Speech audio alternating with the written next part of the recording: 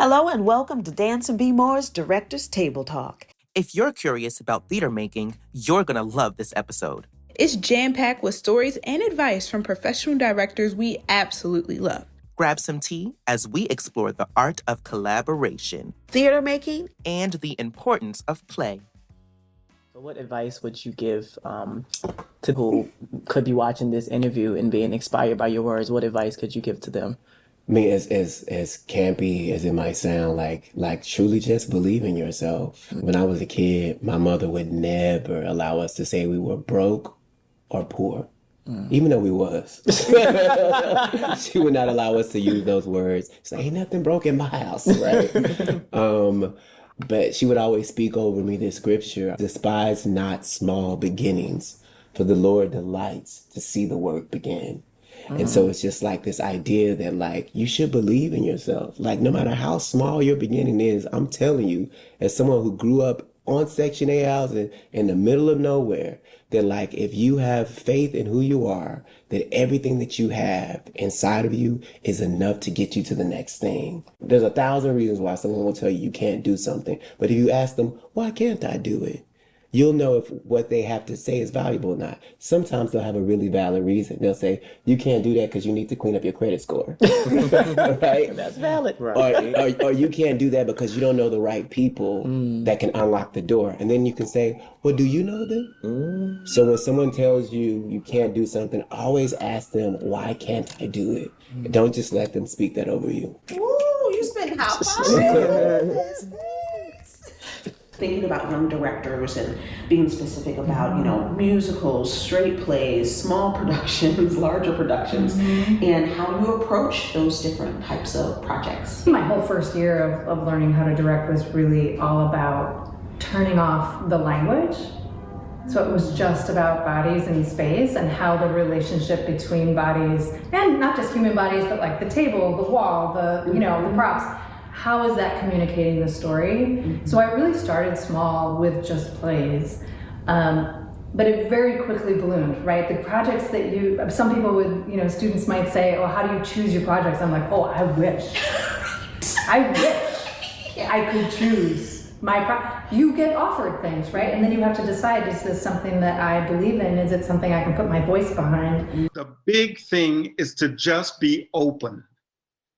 Especially actors, you have to bring all of that information in and then regurgitate it and then in 3 minutes it's going to change.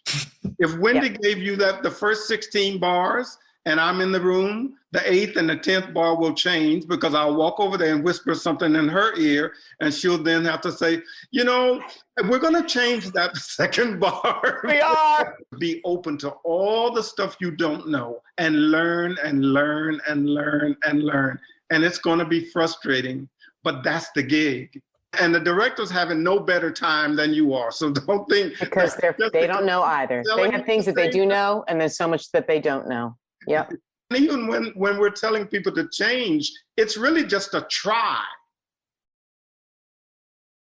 I was just thinking about how every one of you that are going to be in the cast or on the crew, that you become the production. Like, it's not like this is something that is like a book and it's like the pages have words. This is a living, breathing thing that you're going to be making. And so you're going to be changing it just because you are the ones who are experiencing it and bringing it to life.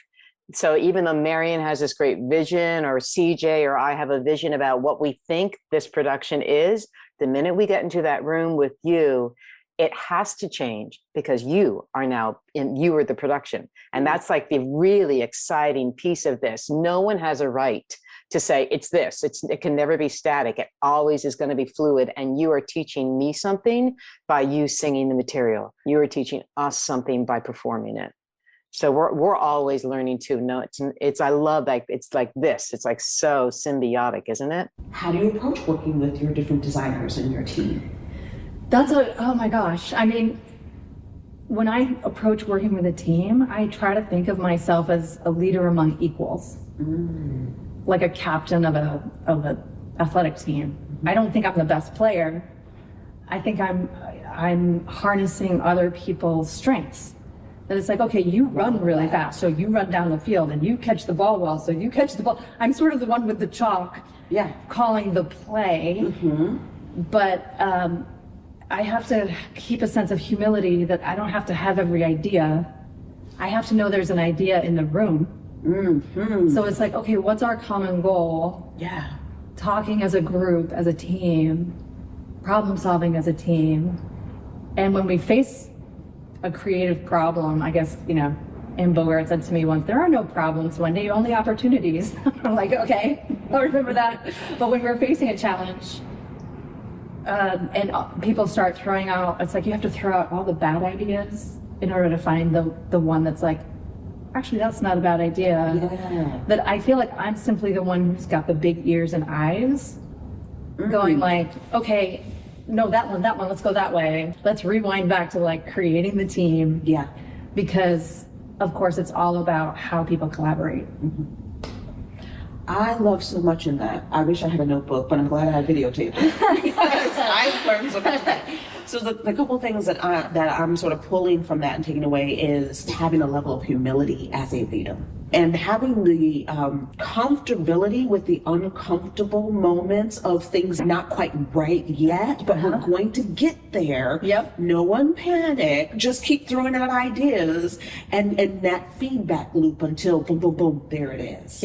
I think that's so smart. What you just said, I wish you could come talk to my students. Being comfortable with the uncomfortable, because so often in the room, don't you find you're sort of allowing actors or designers to keep going through the mud before you jump in. We're so dependent on you to walk in that room ready to try. We're all dependent on it. And the production will not live if you don't get actors in there that are willing to play. Theater doesn't get made with this, everything's serious, like, no, there's always foolishness going on. When you think about what we do for a living, it's like, really, that's what you do? Like, yes. Like, crazy idea come out of my head, and it like, I tell it to somebody, and then they make it into like Hamilton? Like, what? So Marion, you were talking about how when an actor reads, if you read the line a certain way, and Marion is like, I never thought of it that way. Or he's like, oh, I like that. Let's follow that. But then I was thinking, to like throw this out, is that doesn't mean that as artists, we can come at with our one way. That again, like, it's always this idea that we come in with our idea to play with the game. But then if someone else is playing the game and they're like, no, let's try it this way. Can we be okay with going another direction? Which kind of bleeds in from preparation into what is it like to collaborate? Because it means like no one's way is the one way or the right way. I think about the rehearsal room as like one of the last truly sacred spaces in the world.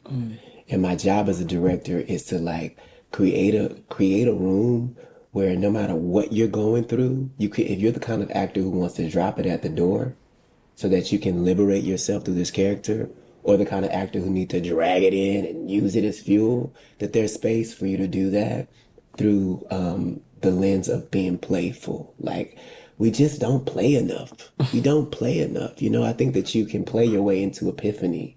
And so I try to make my rehearsal room as playful as I can make it. And the higher the stakes, the more radical the play needs to be. So it's like, I remember for my very first New York Times review, it was actually Ain't No Mo, the first time it was being produced at the Public Theater in New York City. We knew the New York Times were going to be in the audience, and all the actors were on pins and needles. It was my first review. It was Jordan's first review. And I said, you know what? We had like a 3-hour rehearsal to like clean something up because it was a preview.